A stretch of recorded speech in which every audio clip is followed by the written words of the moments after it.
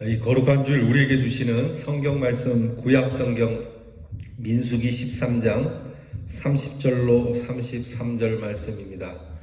구약 성경 216면에 민수기 13장 30절로 33절 말씀을 이제 여러분들에게 이 말씀 봉독해 드릴 때에 하나님의 귀한 사랑의 음성이 여러분들과 함께하기를 바랍니다. 갈렙이 모세 앞에서 백성을 조용하게 하고 이르되 우리가 곧 올라가서 그 땅을 취하자 능히 이기리라 하나 그와 함께 올라갔던 사람들은 이르되 우리는 능히 올라가서 그 백성을 치지 못하리라.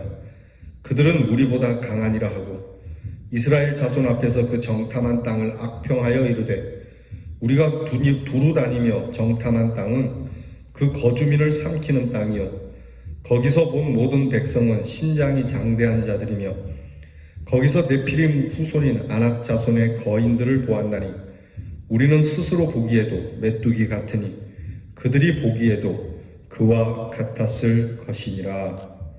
아멘. 성도 여러분, 오늘 거룩한 주일입니다. 여러분, 무엇 때문에 이 주일에 예배를 드리러 오셨습니까? 무엇을 들었기에 이곳에 오셨으며 무엇을 보았기에 예배를 드립니까? 우리가 본다라고 하는 것이 매우 중요합니다. 어떻게 보느냐, 무엇으로 보느냐가 참 중요하죠. 1867년에 구소련은 미국의 알래스카라고 하는 땅을 팔게 됩니다. 소련의 입장으로 볼 때는 거리가 너무 멀고 춥고 그리고 거기를 경계하는 것도 쉽지 않고 군인들을 보내서 그 추운 곳에서 그 많은 예산을 들여서 지키기가 매우 힘들었기 때문입니다. 소련이 볼 때는 그냥 차가운 동토의 땅이요 지키기 어려운 땅이니까 미국에 그냥 파는 것이 좋겠다 생각을 했고 구소련은 미국에 그 당시 돈으로 720만 불 그 정도의 돈으로 아주 헐값에 알래스카 땅을 넘기게 됩니다. 그리고 나중에 알고 보니까 그 알래스카에는 무한한 자원이 담겨 있는 땅이었죠. 소련이 볼 때는 그 땅의 위만 보았고 그리고 그 순간만 보았지 땅 아래는 보지 못했습니다. 그리고 훗날을 보지 못했습니다. 두고두고 이 일에 대해서 큰 실수를 한 것이라 그들은 여기며 후회하지만 이미 때는 늦은 겁니다. 여러분, 이렇게 어떻게 보느냐에 따라서 한 사람의 운명이나 그리고 한 나라의 운명이 좌우됩니다. 본다는 것이 이렇게 중요한 것입니다. 본다고 할 때 보는 시점이 세 가지가 있는데 하나는 그냥 만사를 물질로만 보는 겁니다. 눈에 보이는 대로 직관적으로 육적으로만 보는 거죠. 돈으로만 보이는 것이죠. 돈이 되겠다. 이렇게 보는 관점은 많은 오류를 범하게 됩니다. 그런가 하면 이성적으로만 보는 눈이 있습니다. 원리적으로만 보려고 하죠. 지식적으로만 보려고 하고 합리적인 것으로만 보려고 하지만 내 생각에 맞으면 그 내 생각에 맞는 대로 보는 눈이 얼마나 위험하다는 것을 우리는 알고 있습니다. 이 역시 어리석은 눈입니다. 우리의 생각이나 우리의 지식이 얼마나 지극히 제한적인 것인지 우리의 능력이 얼마나 제한적인 것인지 안다면 우리의 합리적인 눈이 과연 옳은 것만은 아닐 겁니다. 세 번째는 믿음으로 보는 눈이 있습니다. 모든 것에 깊은 의미가 있다라고 보는 거죠. 지금 우리의 눈으로 보이는 것이 다가 아니라 여기에는 깊은 뜻이 있고 의미가 있고 그리고 하늘의 뜻이 담겨 있다고 보는 겁니다. 당장 앞길이 보이지 않아도 또 당장은 좋아 보이지 않아도 그것을 보는 것에 대한 깊고 넓은 의미가 있고 그리고 귀한 뜻이 담겨 있다고 보는 눈. 하나님께서 선한 뜻을 이곳에 두었다라고 믿는 눈. 그렇기 때문에 그런 눈은 깊게 보고 넓게 보게 됩니다. 여러분은 어떻게 보고 계십니까? 또 무엇이 여러분 눈에 보입니까?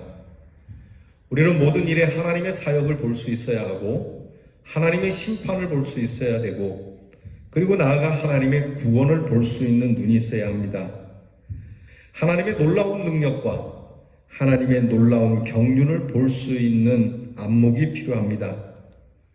하나님의 사랑을 볼 수 있는 눈, 곧 믿음의 눈이 우리에게 필요합니다. 오늘 우리가 읽은 성경은 자주 종종 대하는 말씀으로 이스라엘 백성들이 이제 가나안에 들어가기 전에 바로 정탐꾼을 가나안에 보내서 조사하고 나서 정탐꾼들의 보고를 받는 자리에서 일어난 사건입니다. 이스라엘 백성들은 애굽에서 노예로 430여 년 동안을 살아옵니다. 말이 430년이지 그 정도 되면은 아예 430년을 노예로 산 민족은 처음부터 노예였고 지금도 노예고 나중도 노예고 평생뿐만이 아니라 영원히 노예를 벗을 수 없다고 생각하는, 우리는 그냥 노예의 민족이라고 생각할 수밖에 없는 상황이죠. 그들은 아버지도 할아버지도 노예고 나도 노예고 자식도 노예고 후손도 노예라고 하는 이 형편에서 하나님께서 불쌍히 여기시고 하나님의 전적인 은혜로 그들은 구원을 받습니다. 오직 하나님의 특별한 은혜로 그들은 애굽에서 나오게 되고 그리고 배 하나 띄우지 않고 홍해를 건너게 되고 그리고 지금도 그렇게 걸어갈 수 없는 광야의 길을 먹으며 마시며 한 사람이 아닌 전 민족이 다 그 광야를 지나가게 됩니다. 이 모든 과정이 하나님께서 주신 절대적인 은혜였습니다. 오직 하나님의 은혜로만 그렇게 그들은 가나안 목적까지 온 겁니다. 그렇게 하나님의 은혜로 왔음에도 불구하고 그들은 가나안 목전에서 큰 실수를 하게 됩니다. 그게 바로 가나안을 정탐하는 일이었죠. 정탐에서 뭘 어떻게 하겠다는 겁니까? 그들이 여태까지 앞길을 갈 때에 정탐에서 간 적이 없습니다. 척후병을 보내서 순찰대를 보내서 어디로 가면 좋을지, 어디에 먹을 것이 있고 어디에 마실 것이 있고 어디에 쉴 곳이 있는지 그렇게 해서 온 걸음이 아니지 않습니까? 오직 진짜 하나님의 은혜로만 왔는데 이제 와서 정탐꾼이 사실은 무슨 의미가 있다고 말이죠. 결국 그들은 정탐꾼을 각 지파별로 2명씩 보내어 12지파 24명이 가서 그렇게 정탐을 하게 됩니다. 정탐을 하고 나서 그 정탐지에 대한 보고를 할 때 둘로 나뉘게 됩니다. 하나는 그 땅이 하나님이 우리에게 주시는 축복의 땅이라고 보고하는 여호수아와 갈렙이 있는가 하면 나머지 정탐꾼들은 그곳은 아주 나쁜 땅이고 우리가 살 수 없는 땅이고 그 땅은 호평할 땅이 아닌 악평할 수밖에 없는 땅이라고 보고를 하게 되죠. 하나님께서는 왜 이들을 정탐하고자 할 때 이 정탐을 막지 않았을까? 분명히 사람들이 그랬을 겁니다. 여기까지 왔는데 이제는 우리가 좀 해봐야 되지 않겠나? 모세어른 우리가 좀 정탐을 해보고 싶습니다. 정탐하도록 허락해 주시죠. 모세는 안 된다고 그렇게 말하고 싶었지만 워낙 여론이 들끓으니까 허락을 했을지도 모릅니다. 하나님께서 너희들이 정탐하는 거 옳지 않다라고 말씀하지 않고 그냥 두십니다. 왜 그랬을까? 여러분, 하나님께서는 때로는 시험에 드는 일들을 허락하고 계십니다. 이 일종의 고생을 좀 해봐야 되지 않겠느냐, 여기에 스스로가 좀 깨달을 필요가 있다라고 하나님께서 여기신 것 같습니다. 마치 예수님의 비유에서 탕자가 집을 나갈 때 아버지가 집 나가면 고생이다, 나가지 마라, 네가 어디 나가냐, 어림도 없다, 집 나가는 것 조금 더 허락할 수 없다고 말하지 아니하고 그래, 네가 원하는 대로 한번 나가봐라. 성경에는 그런 말씀 나오지 않지만 이 아버지는 이 자식이 나가면 얼마나 고생하게 된다는 걸 알고 계셨습니다.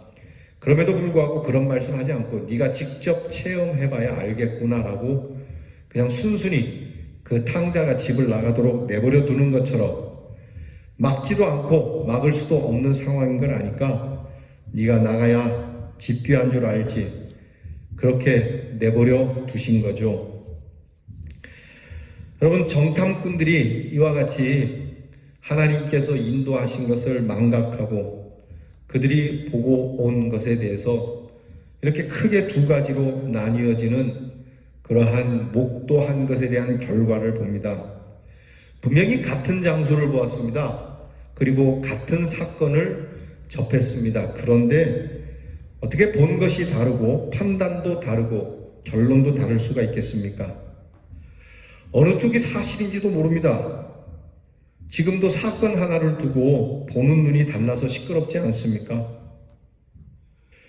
여러분, 모세와 아론과 그리고 여호수아와 갈렙이 보는 것과 나머지 정탐꾼들이 보는 눈이 이처럼 다릅니다.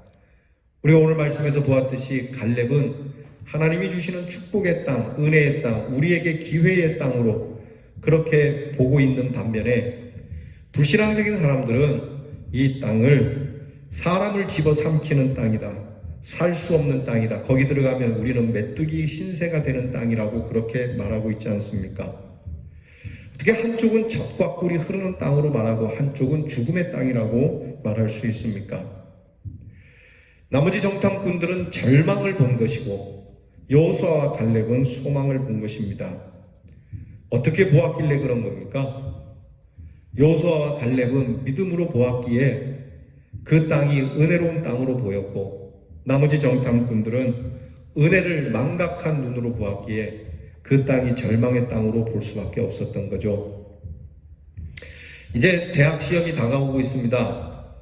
여러분, 수험생을 둔 부모님, 지금 이제 시험을 앞두고 막바지 모의고사를 치거나 학교에서 시험을 쳐서 얻는 점수만 보고 아이들을 판단하시지 말기를 정말 부탁을 드립니다. 여러분, 이 대학 시험의 점수를 놓고 아이의 남은 인생을 여러분이 판가름하시겠습니까? 오히려 아이의 깊은 명과 그리고 아이의 남은 인생의 더 먼 부분을 볼 수 있는 눈이 부모에게 있지 않으면 이 아이는 정말 척박한 땅에, 쓸모없는 땅에 버려진 존재가 될 겁니다. 아인슈타인이라고 하는 유명한 과학자, 지금도 그의 머리를 따라갈 과학자가 없을 정도로 이 위대한 아인슈타인은 그가 고등학교 다닐 때 학교 선생님이 생활기록부에 이 학생은 무슨 공부를 해도 안 된다라고, 무슨 공부를 해도 안 되니까 공부할 필요가 없다라고 생활기록부에 적었다고 하지 않습니까? 근데 이것을 본 아인슈타인의 어머니는 그 선생님이 본 눈, 잘못 본 눈이라고 말합니다. 선생님은 그렇게 보지만 그렇지 않다. 네가 남들과 같으려고 하지 마라. 너는 남들과 다른 사람이다. 그렇게 아인슈타인에게 소망의 눈을 가지고 대하였기에 아인슈타인이 된 겁니다. 그래서 오늘 우리는 성경 말씀을 대하면서 지금 현재 코로나 때문에 힘들고 어렵고 또 세상 정국이 점점 어려워지는 이 시기에 우리는 믿음으로 판단할 수 있는 눈을 달라고 기도해야 합니다. 하나님, 우리에게 믿음으로 볼 수 있는 눈을 주세요. 사회평론가 또는 역사학자들 또는 시대를 꿰뚫어보는 그러한 시사평론가들의 눈으로 보지 않고 하나님이 우리에게 주신 그 언약의 눈, 하나님이 우리에게 주신 사랑의 눈, 하나님이 은혜로 주시는 그 귀한 약속을 보는 믿음의 눈을 주시옵소서라고 하나님 앞에 기도해야 합니다. 신령한 역사관을 주시옵소서. 미래지향적이고 소망지향적인 안목을 우리에게 주시옵소서. 지금 보이는 것만으로 만나는 사람들에게 큰일 났다, 불안하다, 이런 정국 속에서 우리가 어떻게 살아가냐라고 말하는 눈이 아니라 정말 하나님께서 우리를 붙잡고 계시니 하나님을 믿는 우리에게는 은혜로운 기회가 될 것이라고 말할 수 있는 눈을 갖게 해달라고 하나님 앞에 요청해야 합니다. 요즘 정치가 많이 어렵죠. 여러분, 그런데 사실 언제 우리가 정치나 정부를 믿으면서 그렇게 살아왔습니까?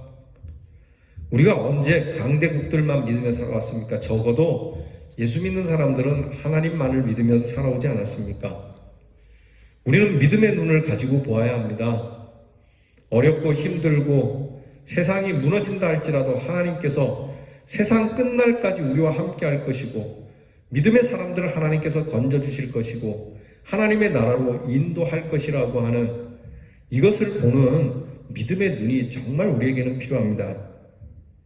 여러분, 우리는 수적인 우상에 빠지지 말아야 합니다. 오늘 성경을 보게 되면은 지금 여호수아와 갈렙 외에 나머지 사람들, 수적으로도 너무 딸리는 일이죠. 지파로 따지면은 10대2입니다. 민주적으로 보면은 당연히 여호수아와 갈렙은 질 수밖에 없는 것이죠. 지지도 못 받습니다. 많은 사람들이 여호수아와 갈렙은 지지하지 않습니다. 그러나 하나님의 눈으로, 하나님이 주신 믿음으로 보는 이 두 사람은 세상적인 수의 우상이나 세상 사람들이 지지하는 지지도에 그 평가를 맡기지 않습니다. 오직 하나님께서 주신 말씀의 평가가 중요하다라는 것이죠. 단지 소수로 가자라고 하는 게 아닙니다.